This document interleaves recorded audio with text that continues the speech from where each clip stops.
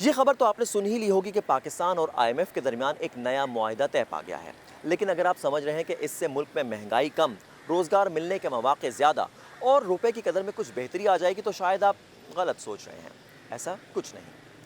اب سوال یہ پیدا ہوتا ہے کہ نئے پروگرام میں پھر نیا کیا ہے؟ آئیے ہم آپ کو بتاتے ہیں۔ اس نئے پروگرام سے ہوگا یہ کہ پاکستان کو نئے قرضوں اور مختلف فنڈنگ کا حصول کسی حد تک آسان ہو جائے گا، جس سے پرانے قرضے واپس کرنے میں بھی کسی حد تک رعایت مل سکتی ہے۔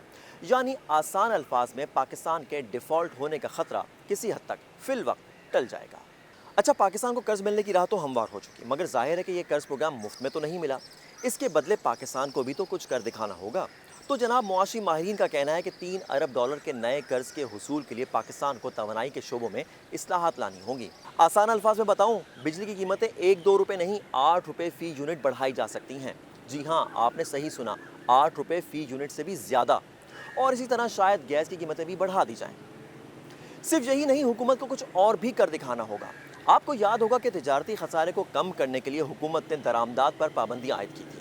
اس پروگرام کے تحت ان پابندیوں کا خاتمہ کرنا ہوگا، اور وہ بھی ایسے وقت میں جب حکومت کی جیب میں بمشکل $3.5 ارب پڑے ہیں۔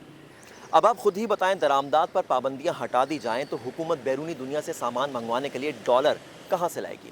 اس کے لیے یا تو مزید قرض لینا ہوگا یا پھر اپنی آمدن بڑھانا ہوگی، یعنی پاکستان کی برآمدات بڑھائی جائیں۔ آسان سودا تو فی الحال یہی دکھائی دیتا ہے کہ دوست ممالک یا مالیاتی اداروں سے مزید قرض لے لیا جائے، کیونکہ برآمدات بڑھا کر ڈالر اکٹھا کرنا تو لمبا کام ہے۔ جانے سے پہلے ایک اور بات بھی سن لیں، اس نئے پروگرام پر عمل پیرا ہو کر اب حکومت ڈالر کی قیمت کو کنٹرول نہیں کر پائے گی، یعنی روپے کی قیمت گرنے کا براہ راست اثر اب عوام کو مزید مہنگائی ہی کی صورت میں اٹھانا پڑے گا۔